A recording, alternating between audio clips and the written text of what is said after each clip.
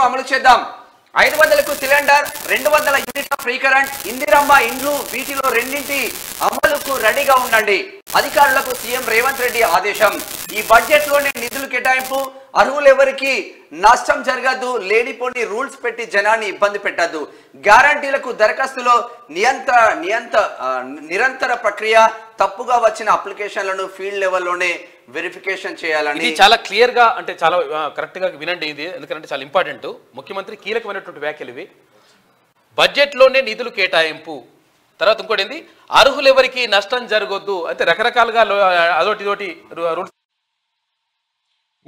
ముఖ్యమంత్రి గారు క్లియర్ గా ఈ పథకాల పైన కనిపిస్తా ఉంది. మరో 2 గ్యారంటీలు అమలు చేయబోతున్నట్టు ప్రకటించారు.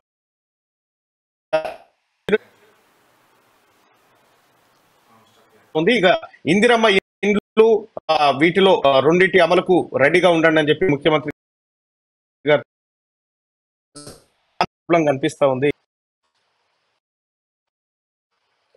స్టూడియో దయచేసి నేను వెళ్దాం. అయితే ఇక్కడ కీలకమైనటువంటి వ్యాఖ్యలు చేశారు ముఖ్యమంత్రి రేవంత్ రెడ్డి.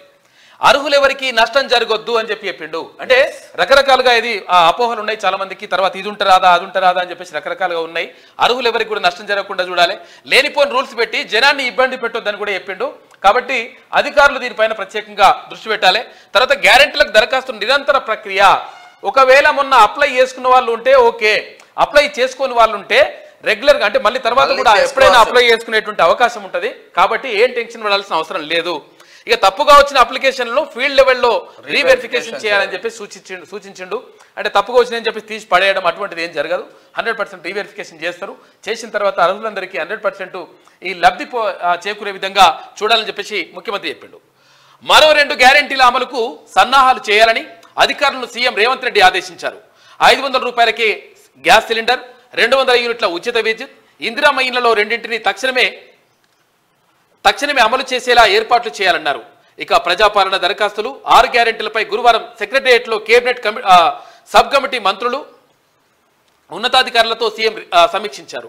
ప్రజలకు ఇచ్చిన మాట ప్రకారం 6 గ్యారెంటీల్లో మరో 2 గ్యారెంటీలను వెంటనే అమలు చేద్దామని ఆయన అన్నారు.